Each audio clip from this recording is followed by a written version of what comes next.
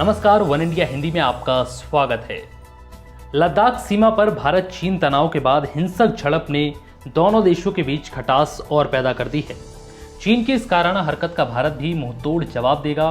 समाचार agency NI के मुताबिक इस हिंसक झड़प में आर्मी ऑफिसर कर्नल संतोष बाबू समेत 20 जवान शहीद हो गए।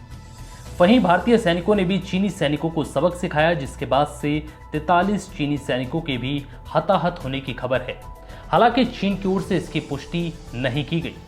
भारतीय और चीनी जवानों के बीच सोमवार की रात पूर्वी लद्दाख में बॉर्डर पर हिंसक झड़प में जान गंवाने वाले आर्मी ऑफिसर कर्नल संतोष बाबू ने झड़प से एक दिन पहले ही अपनी मां से बात की थी।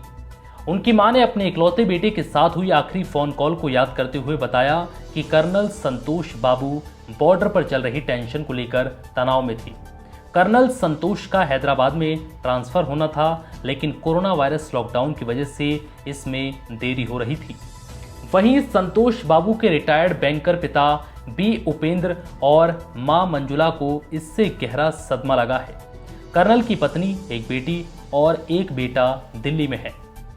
उनके पिता ने न्यूज एजेंसी एएनआई से बुधवार की सुबह कहा कि पहले तो हमें विश्वास ही नहीं हुआ, लेकिन बाद में ऊपर से हमें बताया गया कि क्या हुआ। हमारे बेटे ने बहुत सी चुनौतियों का सामना किया। उन्होंने बताया कि वो चाहते थे कि उनका बेटा आर्मी में जाए, क्योंकि वो भी कभी सेना के जवान बनना चाहते थे, जो नहीं हो पाया।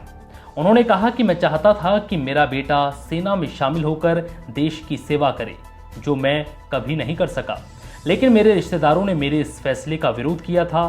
तो वहीं शहीद कर्नल संतोष बाबू के पिता बी उपेंद्र ने यह भी कहा कि वो केवल 37 साल का था और उनके सामने एक सुनहरा भविष्य था। बतौर पिता मैं बहुत दुखी हूं, लेकिन एक भारतीय नागरिक और सैनिक फैमिली का हिस्सा होने के कारण मुझे बेटे पर गर्व है। गौरतलब है कि लद्दाख की गलवान घाटी में सोमवार रात को भारतीय और चीनी सैनिकों के बीच हिंसक झड़प हुई। इस झड़प में तेलंगाना के कर्नल संतोष बाबू समेत सेना के 20 जवान शहीद हो गए। 70 के दशक के बाद पहली बार गलवान घाटी में भारतीय जवानों की शहादत हुई है। फिलहाल इस वीडियो में इतना ही। नमस्कार।